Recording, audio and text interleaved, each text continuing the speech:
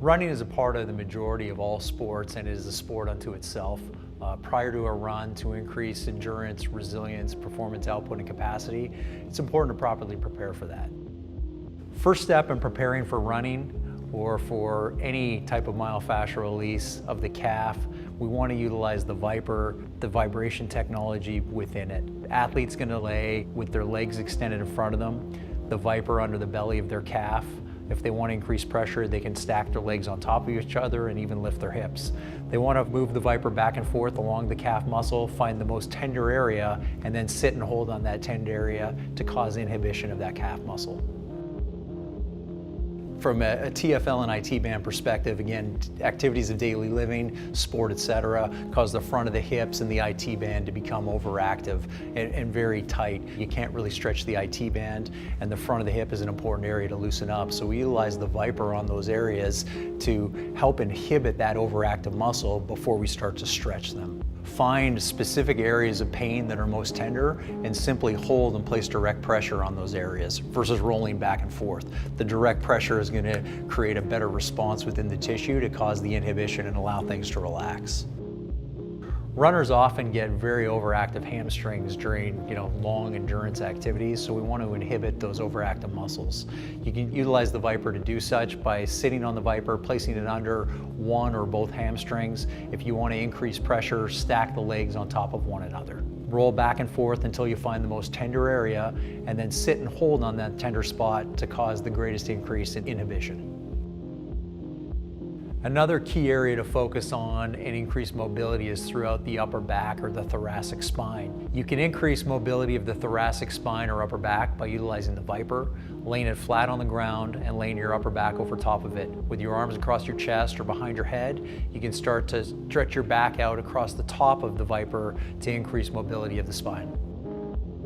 The appropriate range of motion in the ankle really plays a factor on what's going on at the knee. If you don't have the appropriate range of motion in the ankle, which is usually caused by a tight calf or gastroc, then your ankle is not going to be able to bend, and that's going to compromise the movement efficiency at the knee joint itself. So following myofascial release of the various muscles, we then want to move into static stretching to help create better range of motion and extensibility of the tissue. One of those muscles in particular is the calf, which allows better mobility at the foot and ankle. If the ankle doesn't move through the appropriate range of motion, it's going to compromise the movement efficiency at the knee joint itself and put undue and excess stress and pressure on that knee that can lead to pain and or more severe injuries.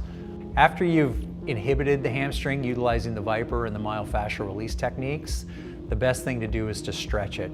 There's multiple ways to stretch the hamstring. The simplest one is to lay on your back, grab your leg behind your knee, and extend your foot to try and straighten your knee as best you can.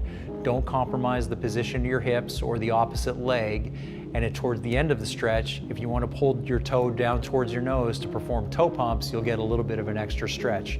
Hold the stretch for at least 20 seconds and you can perform 5 to 7 toe pumps at the end. It's great to follow that up with a hip flexor stretch. The hip flexors are short, tight typically in most individuals, and when they're short and tight, it decreases abdominal activity and core stabilization, as well as decreases the activation within the glute muscles themselves. So by stretching the hip flexor in advance of that, the next sequence of events going forward will be to activate certain muscle groups. When you stretch the hip flexor in advance of strengthening the glutes, you're going to get better activation of the glutes to create better strength and power in those muscles. Following inhibition and flexibility of the muscles, the next thing we want to do is start to activate some of the key stabilizers when you're running. One of the exercises to do that to help strengthen the glute medius and the glute maximus is an exercise called backward tube walking. Take exercise tubing or bands, place them around your ankles, keep your belly button drawn in to keep your core and your pelvis stable, and you're simply going to walk backwards, taking a step at a 45-degree angle each time. Bring your feet back to shoulder width apart, and then repeating in the opposite direction. As you extend, make sure you're not arching your back, and make sure that you're extending your hip, your glute, and your quad as much as you can. Another great exercise to activate the hips is the single leg balance reach. This is a great exercise because on your balance leg, you're creating stability through the hips, and on the movement leg, you're creating mobility and taking it through a specific range of motion. Balance on one leg with your hands on your hips. Keep your knee aligned over your toe so your balanced leg is in a good, stable position. Keep your belly button drawn in and reach back and out on the opposite leg to extend your hip and your quad and point your toe in somewhat of a running motion. Once you've activated your hips, a great exercise to pull it all together is a single leg squat touchdown. Gets the calf, gets the quad, gets the glute and the hips. Balance on one leg, keep your hands on your hips, and squat down, reaching your opposite hand towards your opposite toe. Make sure you're keeping alignment of your knee between your hip and your foot and not allowing that knee to migrate inward. Once you get as low as you can, push through your heels, squeeze your glutes, and come all the way up into a fully extended position.